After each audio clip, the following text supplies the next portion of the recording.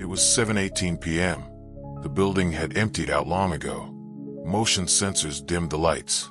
The air was still, but behind the locked glass doors of the main bank floor stood Mr. Ellison, suit jacket folded neatly over one arm, phone pressed to his ear, tapping his polished shoe. No signal. The keypad to the private parking garage had just blinked red. He entered his code twice, then slower a third time. Red again. He turned, eyes scanning the vacant lobby like it owed him something. And then he saw him, sitting in the corner of the security desk, legs crossed, cap low, thermos in hand. The old man didn't look up, didn't rush, didn't even blink, just took a slow sip. Mr. Ellison tapped on the glass. Not frantic, not yet, just firm, entitled. Still, the old man didn't move, just sat there, as if he hadn't seen a thing. A pause, a long, long pause. Something subtle shifted, not in volume, just in balance. Like if you've ever watched someone get dismissed and stayed quiet. Comment if karma ever spoke louder than you could. Share this with someone who's been underestimated. Every morning, before the sun hit the upper floors of the Carson Trust Bank Tower, Gerald was already there. By 6 a.m., he had unlocked the front revolving doors, wiped down the brass handles, and brewed the first pot of bitter, near-burnt coffee in the break room. Not because it was in his job description, just because that's how you start the day right. Gerald didn't speak much. Most assumed he couldn't hear well. He could. He just learned that silence kept things smooth. His uniform was always pressed, cap-centered, shoes dull but clean. He walked like a man who'd once stood taller, maybe in another life, but now carried himself smaller, with intent, with routine. The junior associates walked past him like he was a part of the wall. The senior analysts gave a polite nod, if they weren't on their phones. But the executives? They didn't see him at all. Especially not Mr. Ellison. Every morning at 7:42 sharp, Thomas Ellison, regional director, would stride through the lobby with the rhythm of someone who'd never waited in line. His keycard always worked on the first swipe. His shoes clicked like punctuation. He never glanced to the side, never saw the man holding the door. Gerald didn't mind. Not that he'd say so, but you could tell, in the way his eyes followed Ellison's back. Not angry, not hurt, just used to it. Used to the way some people walk through space like it belongs to them, and others make sure it stays clean. The day played out like a well-rehearsed play. Tiffany, the receptionist, laughed too loudly at jokes that weren't funny. Brent from compliance brought his own mug and scoffed at the office coffee. Jared, the intern, asked if Gerald used to be military or something, but didn't wait for an answer. At 3:15, a vendor brought in a tray of pastries for the finance team. Gerald held the door open. The vendor thanked him. The finance team did not. At 5 o'clock, the rush began. Heels clicked, briefcases snapped shut, and a soft exodus began toward the elevators. Mr. Ellison? He always stayed a bit later. Not because he had to, because it gave the impression that he worked harder than the rest. Gerald knew the type. The building thinned out. Elevators pinged one last time. Lights shifted to eco mode. Gerald did his rounds. Basement, boiler room, loading dock, roof, then back to the front desk. He always sat there from 6:30 to 9 o'clock, just in case someone forgot something, or someone came back in a panic, or someone got stuck. But no one ever did.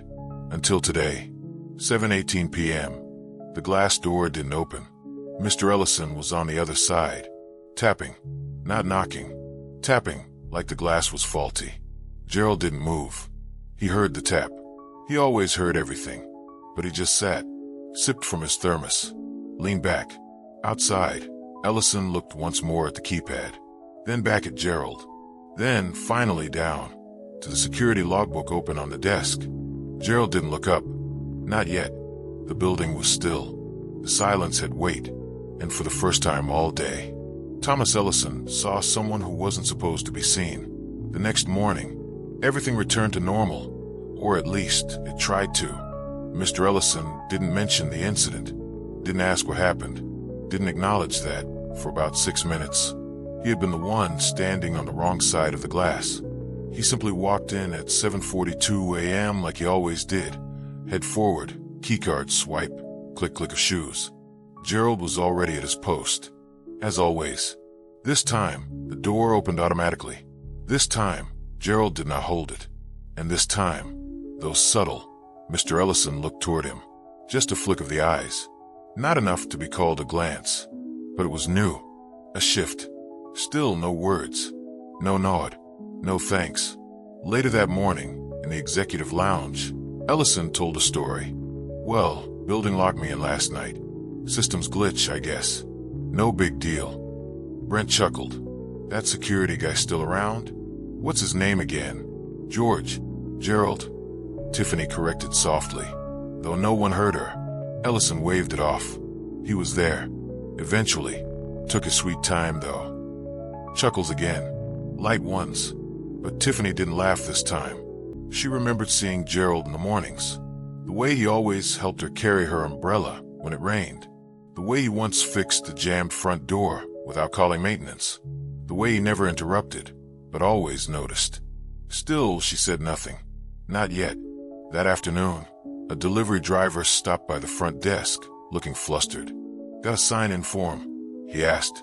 Gerald nodded. Slid it across, neat and ready. The driver paused. Looked at the nameplate on the desk. Gerald Price, he said, reading aloud. You the one who used to run that spot in Midtown? The old Westboro building. Gerald gave the faintest smile. Long time ago. Man, I remember you. You kept that place tight. Gerald didn't respond. Just nodded once, slowly. The driver signed and left. From across the lobby, Mr. Ellison had seen the interaction. Just enough of it. Not the words, just the body language. Just respect. Noted it. Silently. And moved on. At 5:56 p.m., Ellison packed up. A little earlier than usual. The lobby was quiet.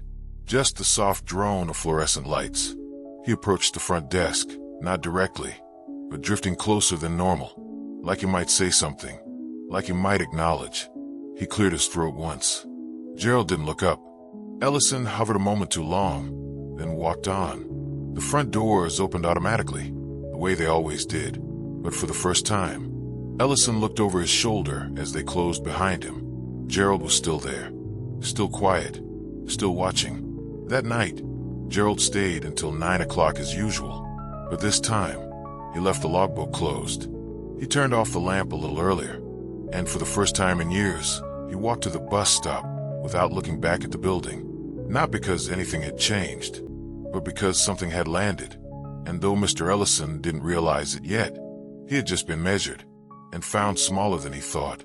3 days later, a contractor showed up to inspect the east stairwell fire doors. Routine check. Mid-year compliance. Mr. Ellison didn't notice. He didn't need to. Things like that fell under facilities. Someone else's clipboard. Someone else's job. But around 2:40 p.m., the contractor knocked gently on Gerald's desk. Still running this place tight, huh? Gerald looked up, slow and polite. Trying. The man smiled like he knew a secret. Back in the old downtown branch, you taught me everything. How to file reports before the alarm clock rang. How to shut down a fuse line clean. You remember that? Gerald gave a slight nod. Midtown West. That was a while back.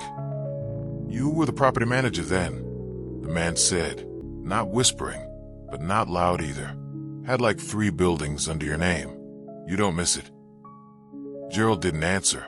He just leaned back in his chair, let the silence float. Behind a glass partition, Tiffany heard it. She wasn't trying to eavesdrop. She was just passing by. But her steps slowed. Property manager? 3 buildings? She tucked that away like a folded note in her pocket. Later that evening, Gerald stood by the front doors as the staff trickled out. Night, Mr. Price, Tiffany said gently. He looked at her, a little surprised. Not because she knew his name, but because she said it with weight, with respect. He nodded. Evening. She didn't move right away, then finally asked, You really used to run the Midtown branch? Gerald's mouth curled into something small. Not quite a smile. Long time ago. Why'd you leave? she asked, not rudely, just curious. He paused, looked past her to the street outside, the traffic lights blinking against dusk. Sometimes, he said, the job forgets the person before the person forgets the job. And that was all. She nodded, quietly, didn't ask more, didn't need to. Upstairs, Mr. Ellison was giving a presentation to the board. He clicked through slides like a man who believed each bullet point came with applause. But somewhere in that room, his rhythm faltered. One of the newer board members, Mr. Delgado, had asked a question that caught him off guard. Something simple. Something like, "Who maintains your after-hours protocol?" Ellison paused, looked down at his notes. Security," he said vaguely. "Standard schedule." Delgado leaned back. "That older gentleman at the desk, Gerald? He seems sharp." Ellison blinked. "I've worked with a dozen buildings like this one," Delgado added. "Usually the guys down front are just clock watchers. He's not." It wasn't a compliment aimed at Gerald. It was a statement about the building, and Ellison wasn't the subject of it. He moved on quickly, but the comment hung in the air longer than it should have. That night, Gerald went through his usual routine.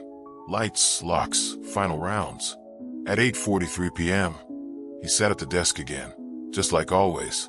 Same chair, same thermos, but this time his posture had changed.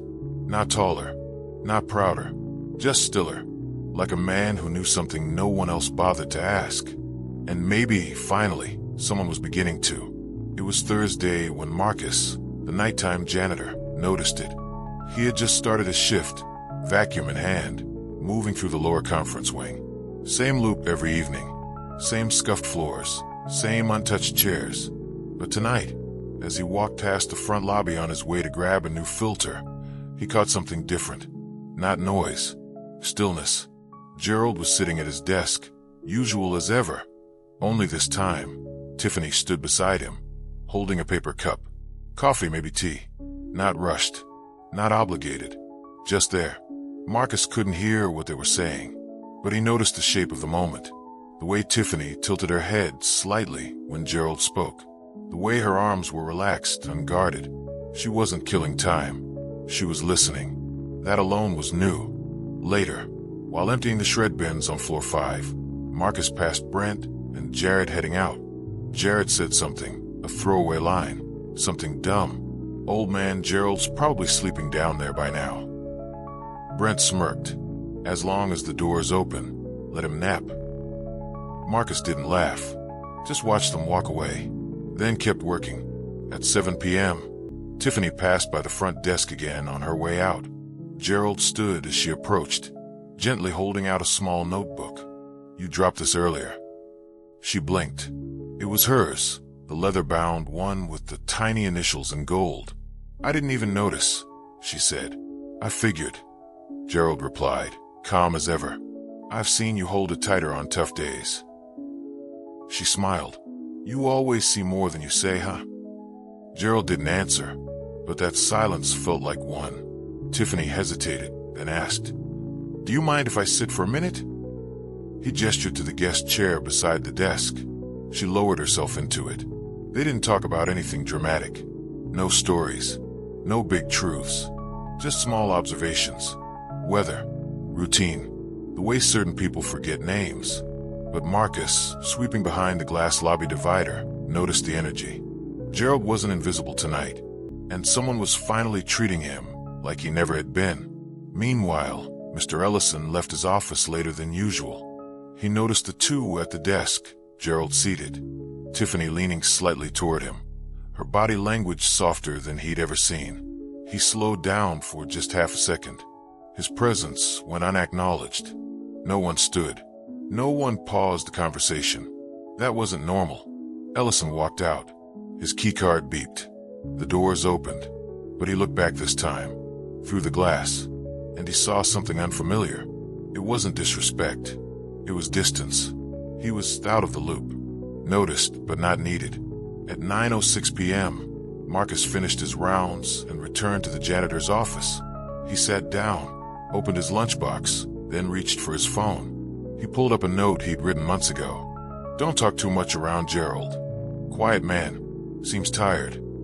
He added a line under it. "No, not tired. Just waiting." And he locked the screen. Sometimes a witness doesn't speak. Sometimes they just shift. And that shift is how things begin to tilt. By the following Monday, Mr. Ellison began to notice a change. Not a crisis. Not even a complaint. Just absence. The kind that's hard to name, but easy to feel. It started with a meeting. The quarterly planning session. One of Ellison's more public-facing routines. He liked these. They made him feel like a conductor, arranging projections, peppering in jokes, maintaining eye contact, just long enough to feel powerful. Except this time, something was off. Tiffany didn't laugh when he made his usual quip about keeping the intern scared. She just typed, head down. Brent, always ready to echo Ellison's energy, stayed silent through most of the meeting. And the newer board member, Mr. Delgado, brought up lobby operations again. Specifically, security coverage after hours. "We're lucky to have someone like Mr. Price," Delgado said, without blinking. "Few people still take their work seriously like that." Ellison nodded, performed a faint smile, but said nothing.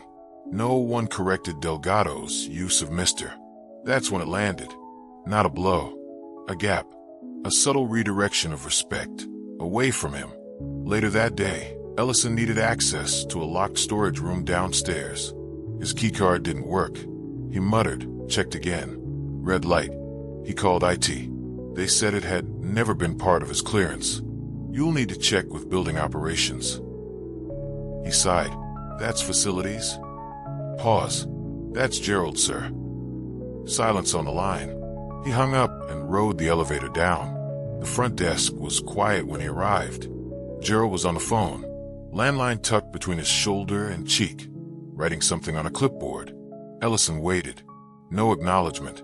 He cleared his throat, loud enough to be heard. Gerald didn't look up, just continued speaking in his low, even tone. "No, you're right. The hinges on 3C should be logged. Yes, I'll update that." "Okay." He hung up, finished writing, then finally looked at Ellison. "You need something?" The phrasing was polite, but there was no smile behind it. Ellison hesitated. "Yeah, I need access to the archival room. My card's not working." Gerald nodded once. "Because it's not supposed to." Ellison blinked. "I've used it before. You had temporary clearance last quarter. IT never renewed it." Another pause. "Could you open it?" Ellison asked. Gerald stared for a second. Not cold, just exact. "I could." A beat. Ellison waited, then added, "Would you?" Gerald stood, slowly, picked up a ring of keys, walked without a word. No small talk, no gesture of deference, just function. The hallway was silent except for the click of shoes and the soft jingle of keys. When they reached the room, Gerald opened the door without looking at him. Ellison stepped in, turned back to say thank you. Gerald was already walking away. That night, Ellison stayed late again. But when he passed the front desk, Gerald was not there. The chair was empty. The logbook closed. For the first time since he'd taken the position, Mr. Ellison felt unsure of the space. The silence was not calming. It pressed in. He stood by the glass doors, watching the dark outside, wondering if they would open. They did, but it felt like they took longer. Or maybe he was just waiting differently now. Karma doesn't always arrive with thunder. Sometimes it's a missing voice. A chair that's no longer turned toward you. A respect that quietly redirects itself away. It was a small thing. Tuesday morning, 6:48 a.m. Gerald stood just outside the building, watching the slow rise of light against the glass. In his hand, a folded piece of paper. Not crisp, not new. Just something he'd kept too long. He didn't open it. Just looked at it, then tucked it into his coat. Then he walked inside, slower than usual, and didn't unlock the doors right away. Instead, he walked to the back office behind the front desk and placed the folded note into a plain envelope. Taped it shut. Wrote nothing on the outside. Then he placed the envelope in staff mailbox marked, Building Manager, Internal Use Only. That was it. He sat back at the front desk, unlocked the doors at exactly 7 o'clock. no earlier. And from that moment on, everything was just a little different. The note wasn't a resignation. It wasn't a complaint. It was a form. Updated access protocol request. Section 3, responsibilities adjustment. Section 5, limited hours notice. Section 9, no after-hours access for non-operation staff without prior approval. Signed G. Price. It didn't ask permission. It declared a line. Not loudly, not rudely, but clearly. Tiffany noticed first. She came in early that morning and found the desk quieter than usual, not in sound, but in energy. Gerald didn't greet her with a nod this time. He looked up, acknowledged her, but didn't initiate.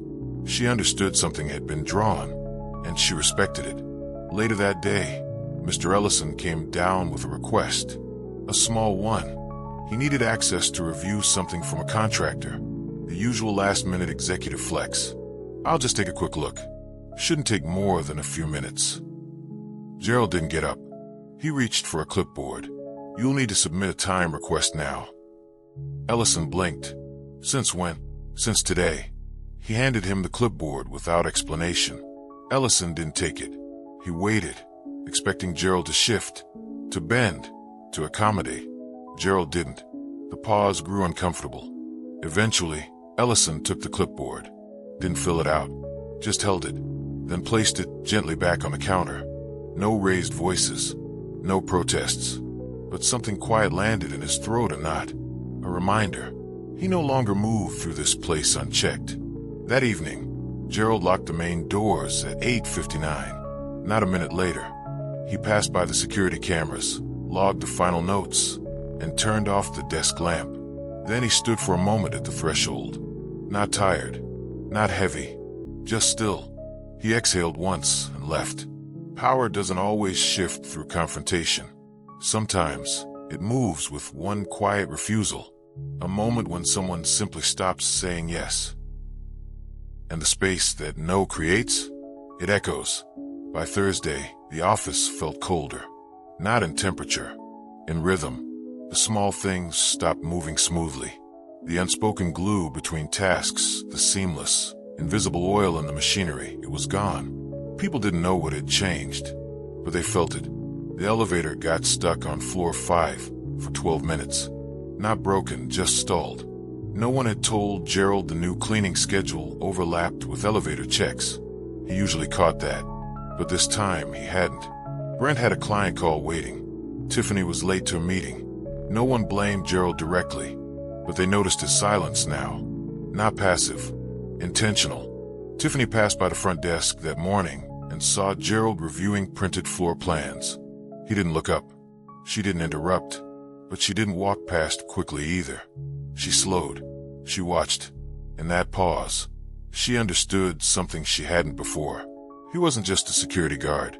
He was part of the structure. The only reason things had felt frictionless for so long was him. Jared, the intern, came by later to ask for a visitor pass. He spoke fast. Hey, I need one of those stickers for a guest. Kinda urgent. Gerald looked up. You can fill it out at the other desk. Jared blinked. You can't just. Gerald returned to his notes. Didn't argue. Didn't explain. And Jared stood there awkward, then walked away. Later, Tiffany saw him at his desk mumbling. Man, he's acting different. But even as he said it, he looked unsure. Like maybe Gerald wasn't the one who'd changed.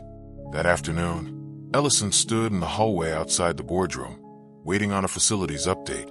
Gerald walked past, nodding politely to Delgado, who nodded back warmly. Ellison opened his mouth slightly, maybe to speak, maybe to catch him. But Gerald was already through the door, behind the desk. Didn't stop. Didn't wait. Ellison stood there, alone. People don't always notice respect until it's missing. The daily ease they felt, the effortless comfort, had always been propped up by something quiet. Now that it was pulling back, everyone felt the draft. No confrontations, no complaints, just the absence of accommodation. And slowly, the balance in the room began to tilt. Not because Gerald made it, but because he stopped holding it up.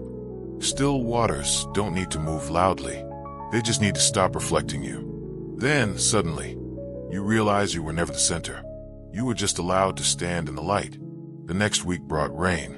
Not the kind that crashes in sheets, the slow, drenching kind that creeps into shoes, stiffens collars, soaks through moods. It was a Thursday when the ripple finally showed itself fully. At 8:05 a.m., Mr. Ellison arrived late. Not wildly, but enough that the revolving doors had reset to locked mode. Enough that the early rhythm of the day was broken. He pulled at the handle, expecting it to give. It didn't. For a moment, he stood outside, coat darkening with rain, confused. Inside, Gerald saw him, but he didn't jump up, didn't rush, didn't make a show of helping. He finished signing a delivery form first. Only then, slowly, he walked to the panel, reset the doors, and let Ellison in. No anger, no pettiness, just sequence. The way systems work when you're not invisible anymore. Ellison entered, dripping and tense. He nodded stiffly at Gerald, expecting something. A word, a nod back, a joke. But Gerald was already turning away, already on to the next task. Ellison's presence did not pull gravity in the room anymore. Later that day, Brent tried to arrange an early closeout for a vendor contract.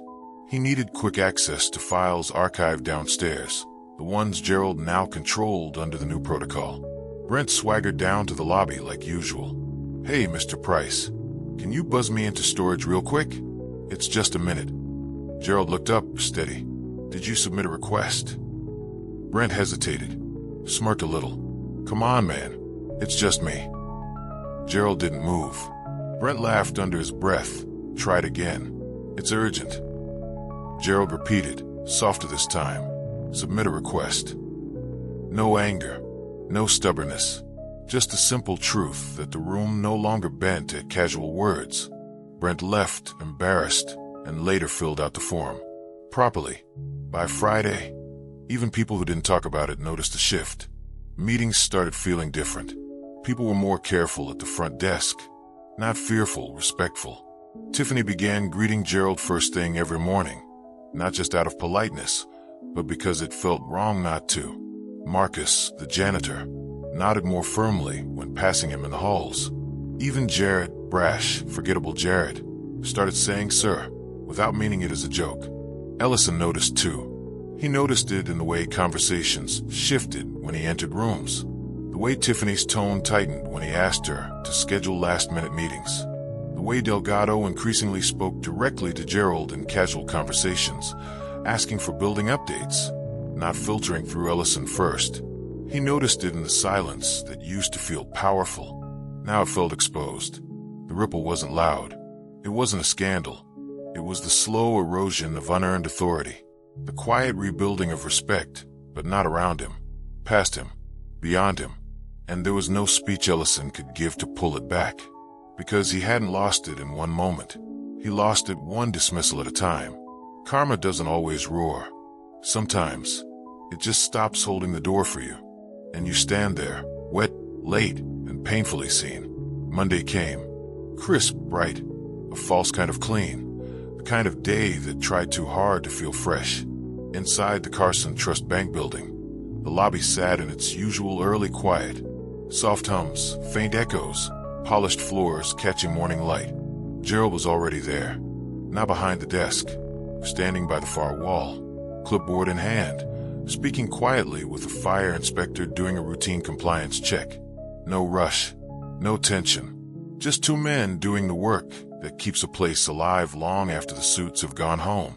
At 7:42 a.m. sharp, Mr. Ellison entered, same as he always had, except nothing was the same. The doors opened, not because someone had hurried to unlock them, but because they were programmed now, automatic and impersonal. No one held them. No one nodded. No one smoothed the way. He stepped onto the gleaming lobby floor and looked, for half a second, toward the front desk. It was empty. Gerald wasn't there to mark his entrance. Gerald wasn't even looking at him. Gerald was across the room, consulting with the inspector, absorbed in real work. Ellison stood there, coat over his arm, leather shoes wet from the brief morning rain, holding the last fragments of a presence that no longer commanded anything. He cleared his throat once. Softly. No one turned. Not Gerald. Not the inspector. Not even the security cameras. He was just a man standing in a hallway. Nothing more. Nothing less. The day went on. Meetings happened. Papers shuffled. Phones rang. But every so often, Ellison would glance through the glass walls and see Gerald. Not following him. Not watching him. Just existing calmly, sturdily, at the center of a space that Ellison no longer owned with his gaze. Respect had simply moved elsewhere, and there was no pulling it back.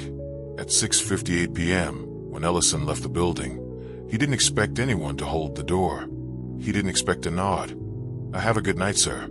The little rituals he had never thought to value. He walked out alone. The door swung shut behind him, glass cold, mechanical. The night air pressed against his collar. No one watched him leave. No one cared. Inside, Gerald sat at the security desk, filling out the last lines of his logbook for the evening. He paused, tapping the pen lightly once, twice, on the paper. Then he wrote the final entry. 6:58 p.m. Exit, T. Ellison. No incident. He closed the book, turned off the lamp, and let the building return to stillness. Not the stillness of being overlooked. The stillness of having quietly, patiently, set the terms. Karma didn't shout. It didn't slam doors. It simply watched a man walk out into the dark, carrying nothing he hadn't earned.